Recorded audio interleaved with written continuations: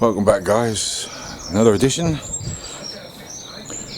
Brakes. That's what we're doing today. We've got the handbrake to sort out.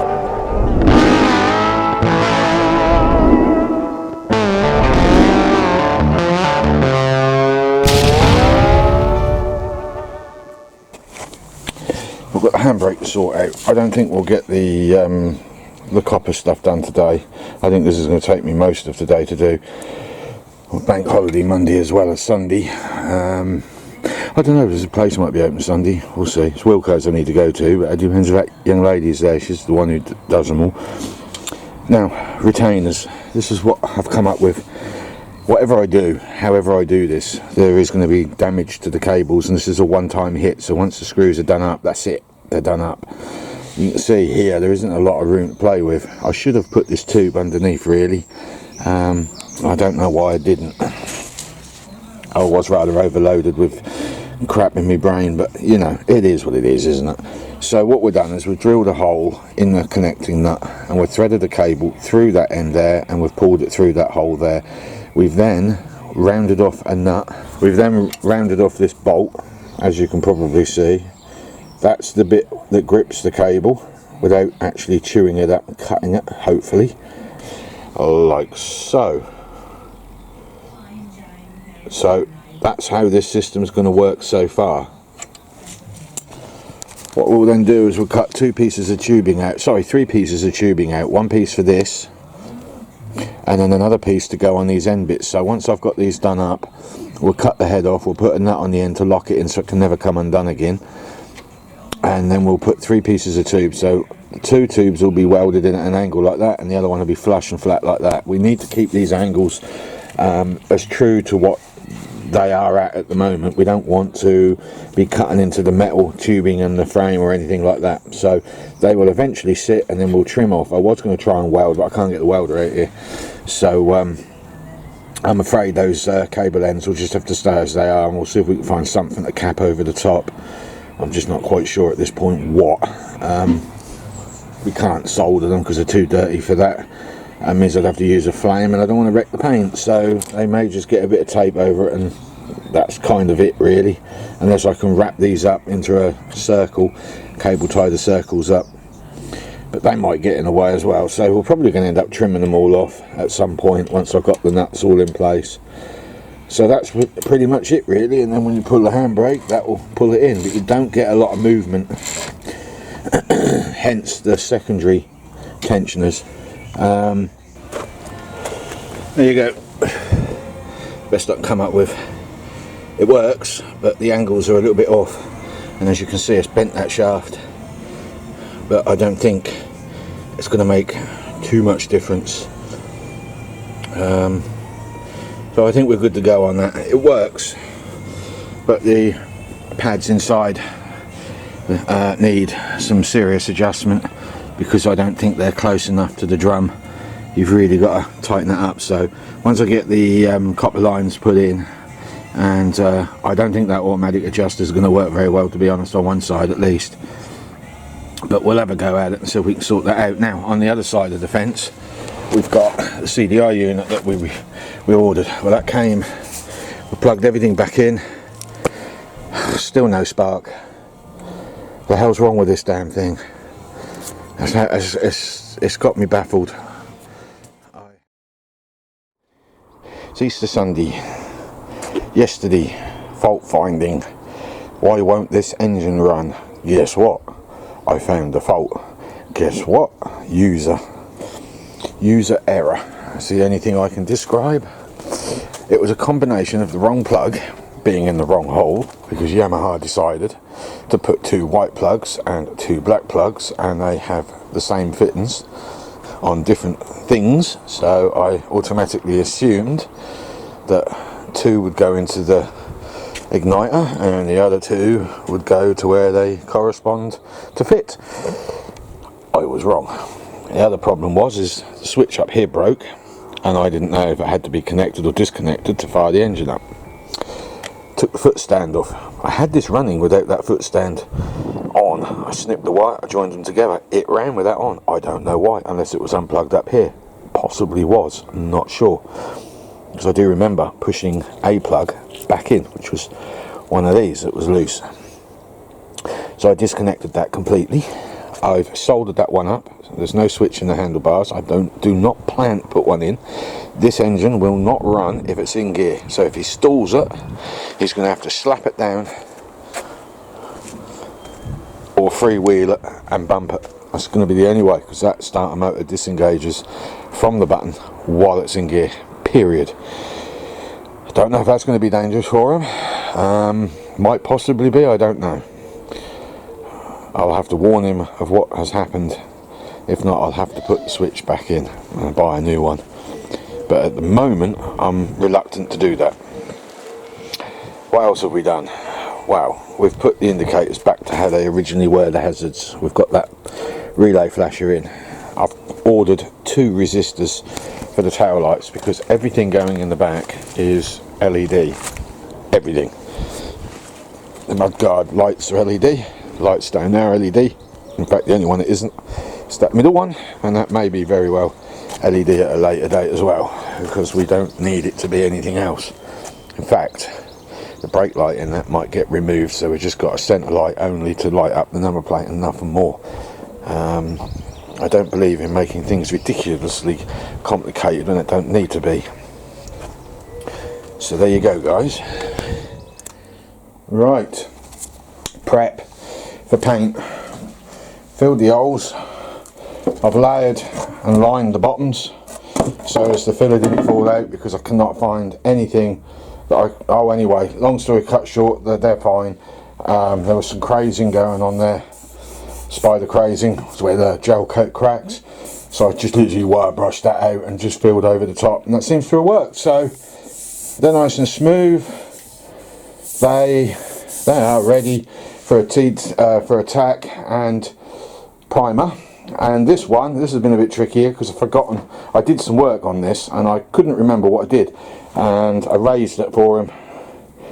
He wanted that off the wheel a lot higher than what it is, and when I stripped all the paint back, I found that this whole centre area here, little pinprick rust holes, so I quite literally had to weld the holes back up, and then using my electric grinder with a flapper on, which is a lot more gentle than a big heavy aggressive one, managed to smooth it all out. And now I've just filled over the whole thing, and I'll just dust that over with a sander, get that as good as I can, and then we'll just finish it off with hands wet and dry, and we should be fine with that. But the underside is a bit tragic, very rusty under there.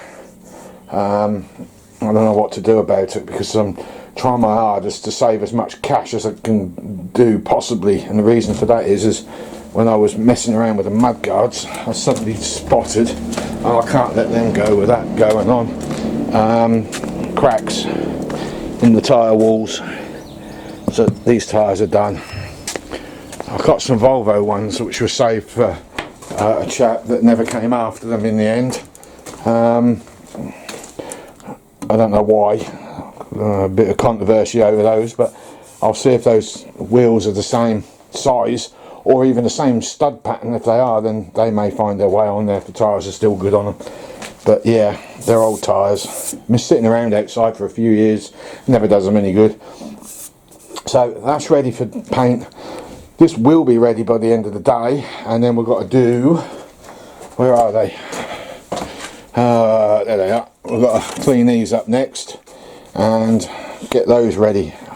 Now, I don't know what to do about this, because they're thin.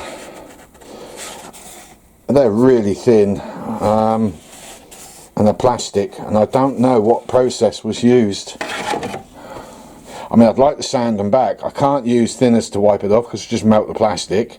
I don't think I can use paint stripper, because that will probably eat the plastic. So I'm just left with hand sanding them back, I think. I'd say that mudguard has probably seen its last days, but we'll battle on with it. I filled all of these pits once already, but the damn things are just not filling.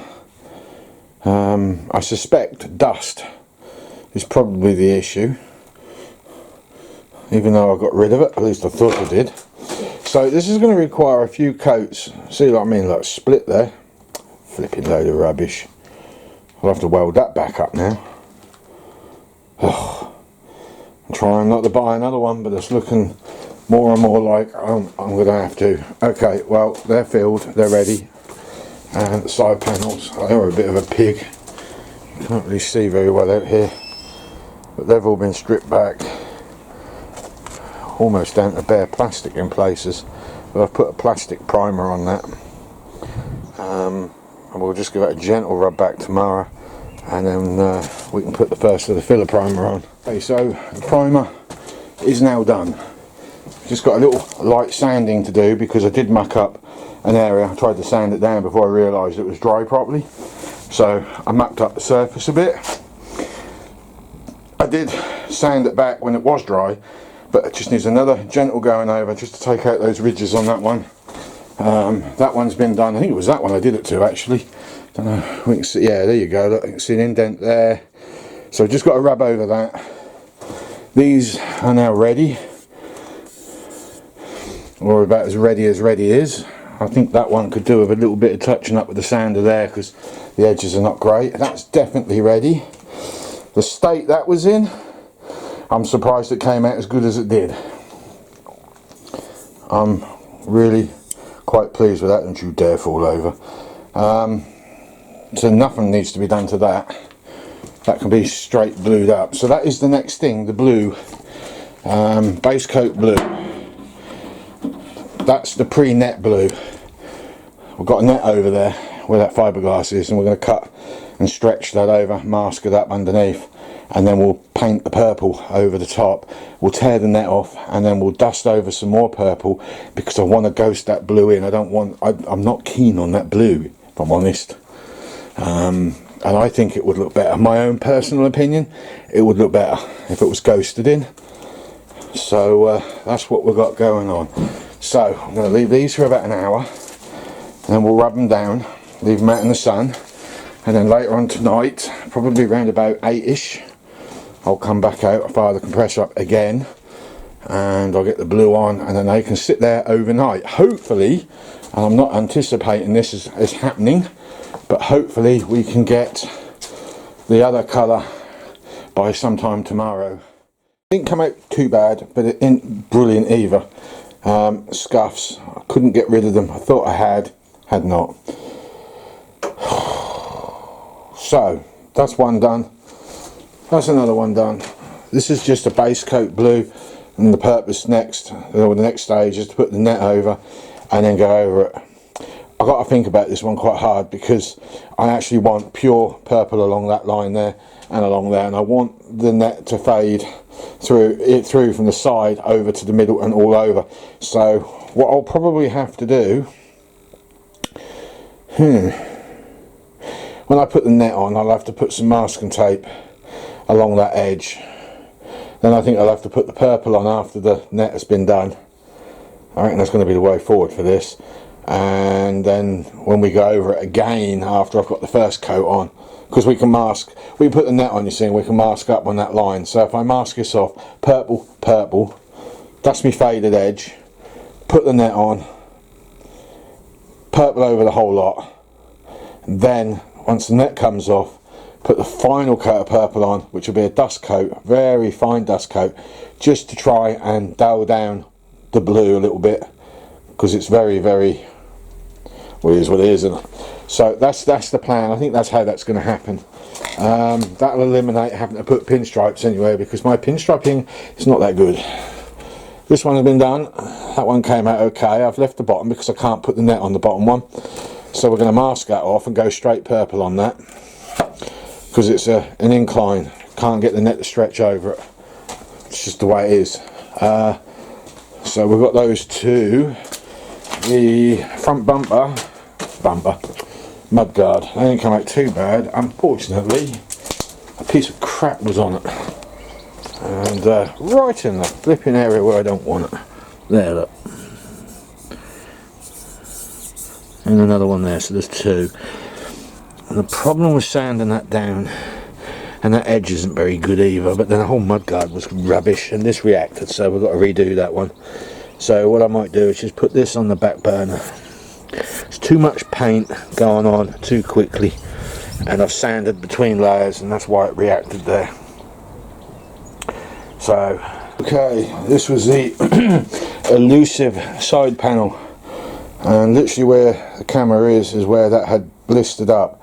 What I did is got that blue, because I'm pre-mixed some weeks ago, added a bit more blue so as the thinners was thinned out a little bit, because I believe it's the thinners that caused the problem, and turned the gun right down, air, paint the lot so I could dust it on.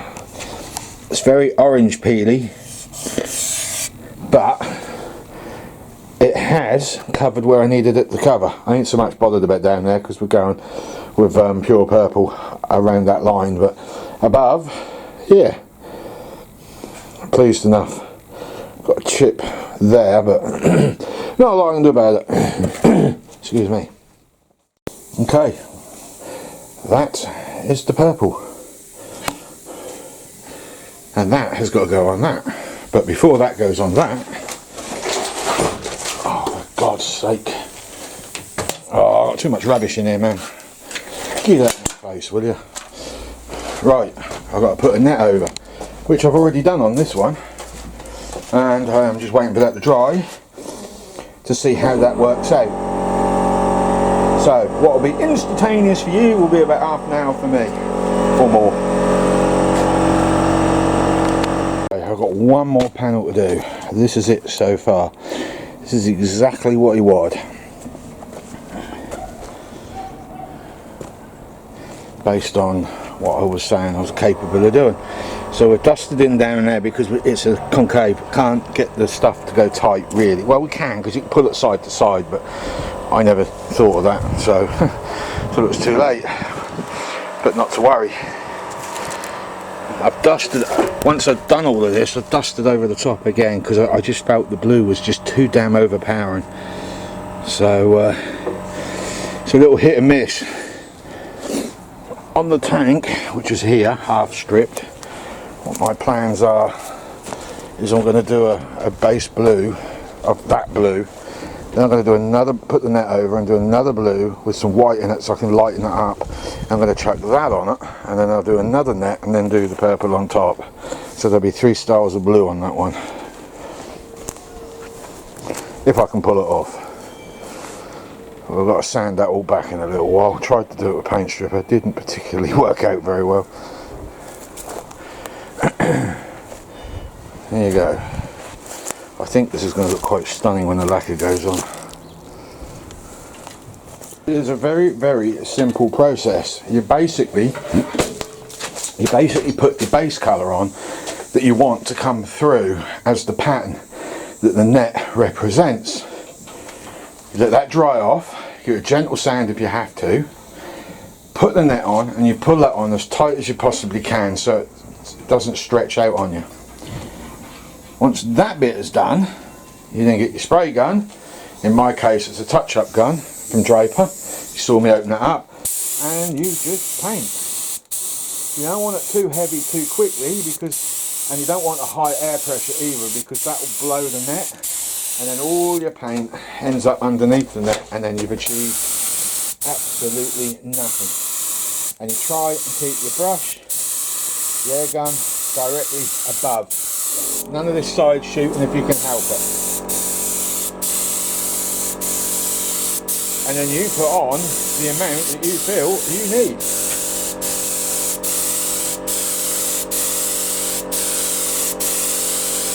Because you are putting a lacquer over the top of this at the end.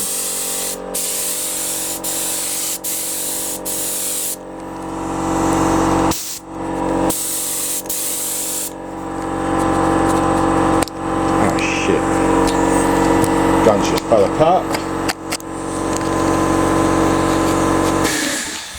Right.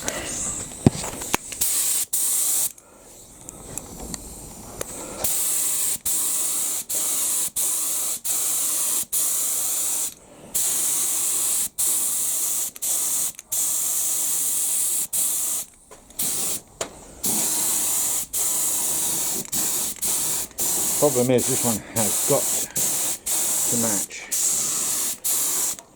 So I will leave that for about 10 minutes to dry off, Then I will take the net off, turn it upside down, spray the underside completely, because the overspray that escapes around the edges will fill in and blend the sides in, and then I just finish off, lower the air pressure on this and the jet, and then just literally ghost a little bit of paint over the top just to dull down that blue, because it's too much blue. It's too overpowering in my opinion. So I'm doing the best I can. So we'll leave that there for the minute. Getting low on paint as well, so what I mixed up this morning should be enough to do all 5 items. So that's basically it. Now I'll show you on the other mudguard what I did. When you peel it off, you've got that surface. Now turning this over, you can see I went on the other side as well and literally allowed the overspray to glide over the edge, and then I just literally finished it off.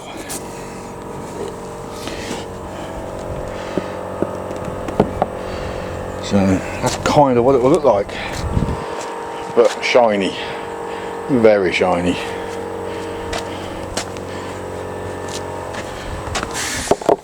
And we've got all of that done so far. Folks, we're all done. So what we've done, we have GRP rear mudguards. They have been hit with filler primer, 2K, single K base plate, base blue, and then purple metallic, and then that single K, and then we put a lacquer, 2 coats of lacquer on a 2K, and that's pretty much what we've done throughout the whole thing. I've left it out to dry, but I think I might be paying the price for that, as you can see somewhere there. Bits falling on it, flies love this stuff. Unfortunately on this one some of the netting got left, but I don't know, there, look, there's nothing I can do about it. I could sand it and re-lacquer it, but oh, we've got some, I'm going to have to sand it anyway by the look of it.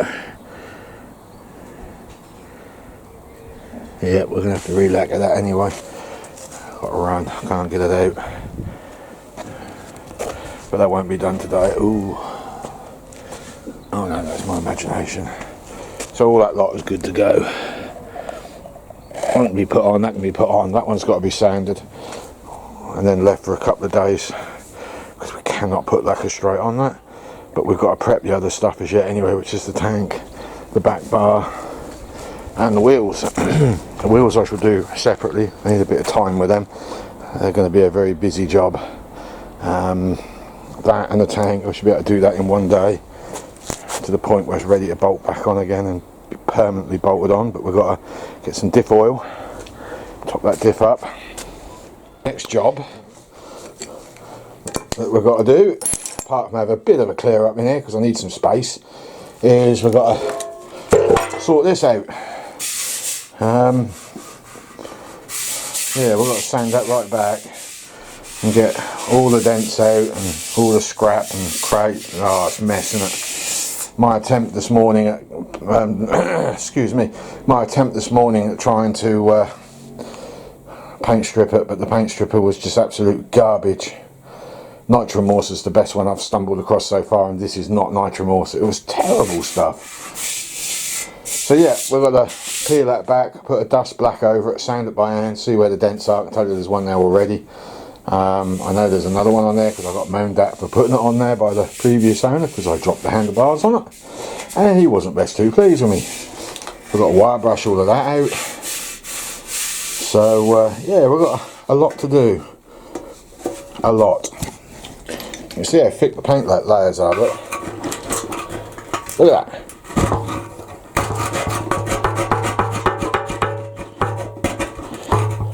Blimey. I wonder if that was being done to... Look at that.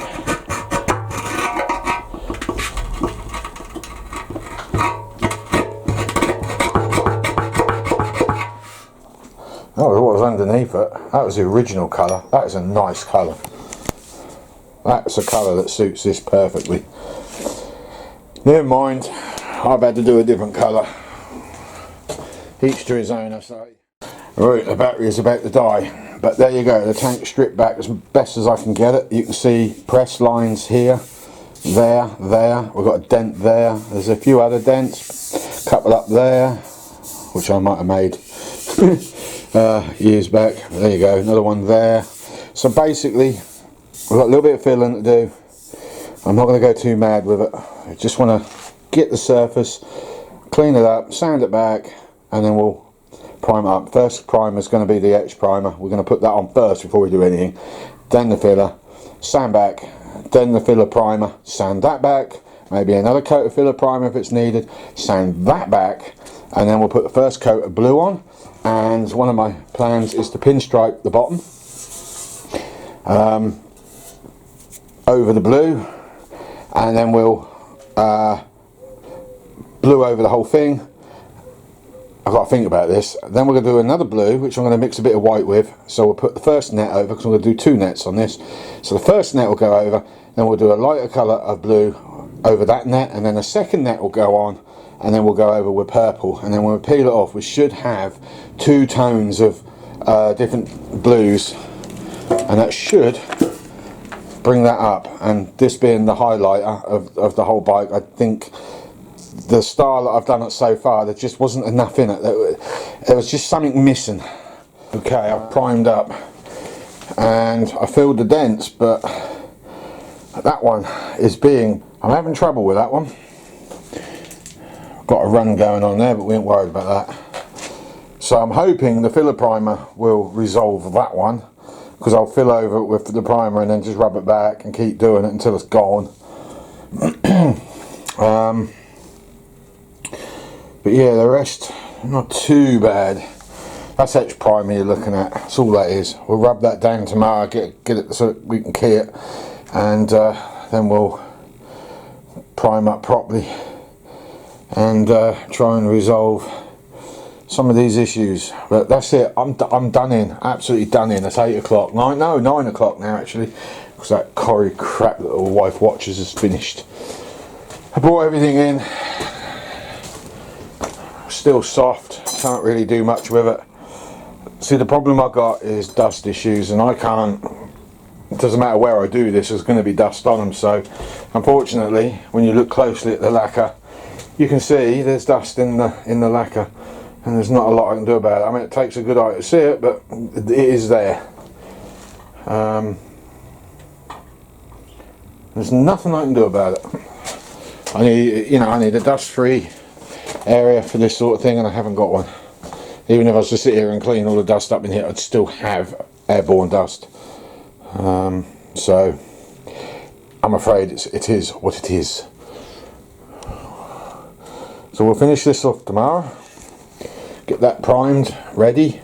Then we've got to get that bar off the back, get that wire brushed back, grind that back as well, get some of the welds cleaned up, and then we'll just straight prime that once we've got it all cleaned up. We ain't going to make any fancy effort on that, just going to prime it and put purple straight on it. I was going to do some fancy colour to it, but I've changed my mind. Well, that's the bumper so far anyway, and the tank, which didn't go to plan at all. Absolutely 100% did not go to plan. Supposed to be 2 tones of blue. The blasted net I got just wasn't big enough to do both halves, and there's something going on down here, so I've got to sand that back gently. Yeah, bit of a mess. This really didn't come out. I mean, look, I've got bits of cotton stuck in. That's the problem with that netting. But on the positive side, you've got an idea of where this is heading. So far, no idea if I've already shown you at this point what I've done. I'm losing track of what I've videoed and haven't. This tank went wrong. The problem I had is for my own making. One, I'm rushing everything.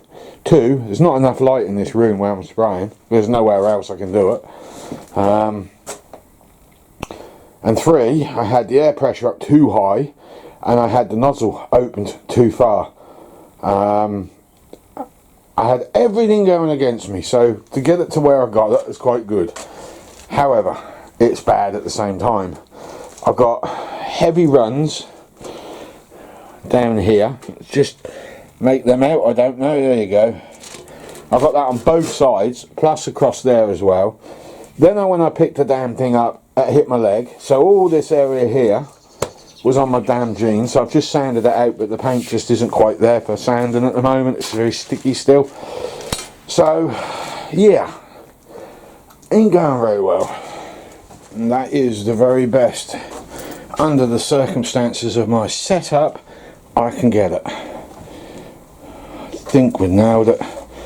Don't think there's any runs. A couple of little bits of dust, can't be helped.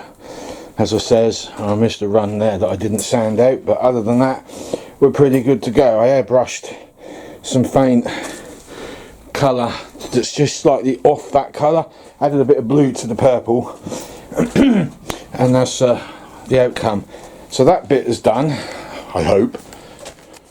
That's the last of the paint for a while. So the bar is on the back and the lights are fitted. Now remember, I show you those lights for that flashy, it doesn't work. They work, but I just can't get the power drop down enough for it to do anything. It's a nightmare. It's mainly on the hazards where it's the biggest problem.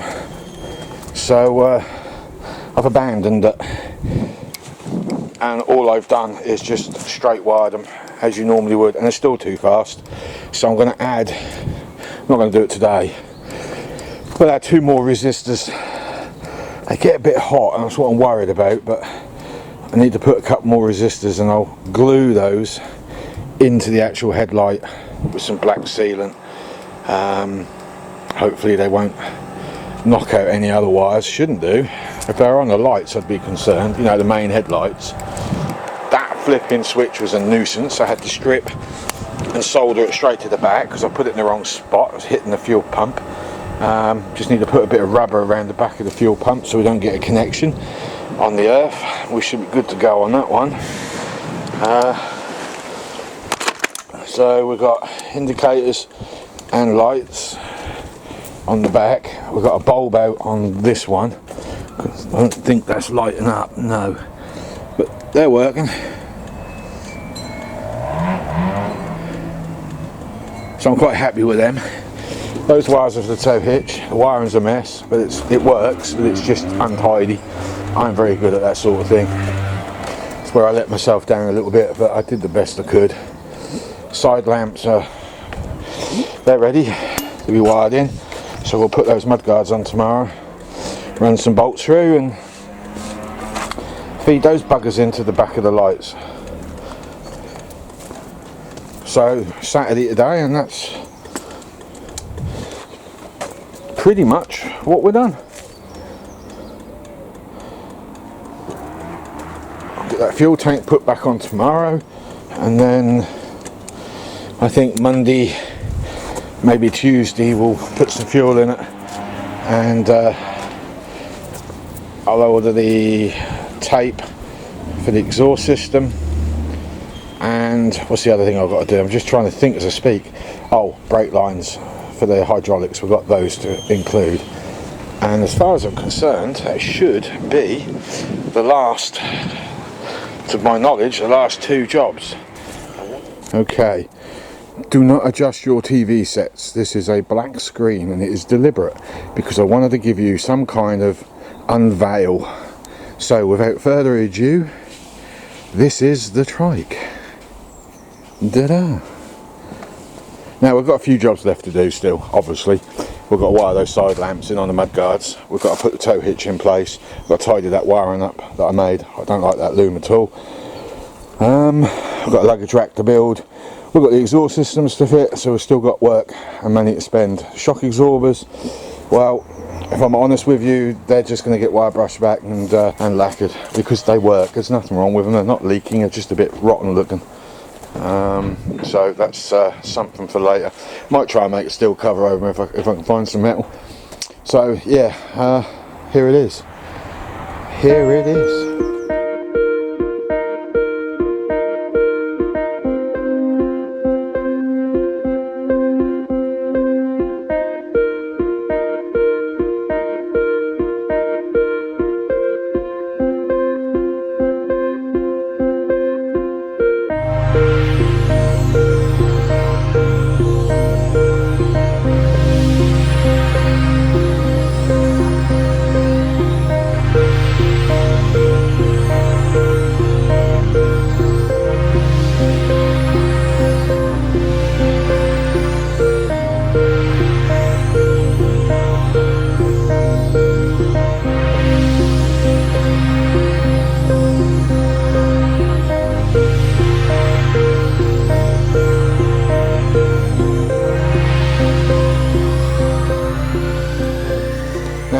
lessons learned.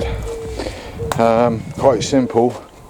Don't be tight-fisted with the sandpaper. The wet and dry I bought was rubbish, unfortunately, and that's left a few scratch marks in the paint in places, which I didn't see before I lacquered. It was only when I put the lacquer on I looked closely, and you have to look hard. It was like, oh, you've got to be kidding me. And it's too late now. I am not stripping this all down and rectifying that, because I think this is okay as it is. It's presentable. It may not get what I was hoping, which would be best paint in a competition, but it's still good. And although he hasn't seen it yet, I think he's going to love it. I just hope he doesn't burst into tears, because he's a sentimental old dopey sod. So there you go, my friend. This is the owner. Your trike that you've been nagging me for 3 years. I hope you like it, and I hope you enjoy it. Okay, so this is going to be the end of this video. There is probably going to be one more regarding this, or maybe two, I don't know yet. I will give you a quick shoot during the week when we've got the luggage rack and exhaust put back on. The exhaust, we need some tape. Some tape to go around them, because there's some mild steel against the chrome which isn't going to work. So we need to do that. We've got to make new brackets for those, because they're obviously going to sit at a different angle now. So we've got that to do. We've got the tow hitch to wire in, tidy the wiring up. We've got the brake lines to fit, to get those working. We've got the shocks to clean up, and to the best of my knowledge, after that luggage rack is done, that is it. We are finished. This is finished. I gave myself 3 months. I'm about 4 weeks ahead of schedule. Quite literally 4 weeks. Normally I do take the full 3 months. The first fortnight took up that swing arm, and then it was a case of, because of money, you need money to build these things. You can't just kick off into them. You've got to have enough money to be able to do what you've got to do, and if you haven't got it, then things get delayed. It's as simple as that. I've had to redo several things because of mistakes, because I did rush it in one area. So lesson learned on that is slow down a little bit, build it once, not twice. There is a saying there somewhere. Oh, and the other thing we've got to do is we've got to clean these horrible wheels up and stick some new tyres on. So I think by the end of next week we should have the tow hitch done, the brakes done, the exhaust will be bolted on and wrapped. As long as there's no electrical fault on this, we should have it all running. But I still haven't heard that pump run, and I've checked the pump for electric current. It does flow, and the relay as well is working. I've tested the relay, so there could be an internal fault somewhere else, or it's got some stupid sensor somewhere that's recognised there's no fuel and won't activate it. Who knows? I hate this. If I had my way, and I had the money, that tank would come off, and I'd switch that out for a bigger tank and just have that gravity fed in. Quite simply, if I had my way, and get rid of that colossal tank underneath the seat, just get rid. But I had to keep everything down to a minimal cost. So if I still have to buy another igniter, then that's what I have to do. I don't think the igniter is the fault. I think it's somewhere else in here, possibly a capacitor maybe. I don't know. I just don't know.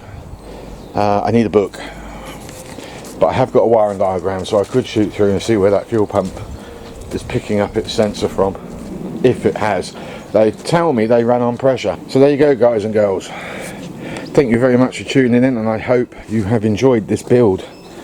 I will give you one more of these, but now you've seen this the way it is, excitement from the next time won't be as great. But you will see a luggage rack on here, which will lengthen the bike frame a little bit and make that back end fit a little bit better than what it does at the moment, because it does look a little bit too long. Once we've got that done and the exhaust put on, yeah, this is going to look crazy. And believe it or not, I actually now like my paintwork. It works. It actually does work. Now I'm seeing it. I didn't like the colours at first, but yeah, I get it. I understand it now. Oh, we've got a metal plate to put under the seat as well to hide all that other stuff. If I can do it, it's going to be a little memorial under there because he's ex-service, and I was going to tribute something to his service if I can pull it off, but no promises on that one. There you go, guys. I'm out of here. Thanks for liking and sharing. If you did share, I appreciate it greatly, and I'll catch you up on the next one. We might even get to do a bit of van work as well on the next one, because we've got to get a battery fitted so I can move the van, because I can't get this out of the garden until that van's moved. Wish me luck on that one.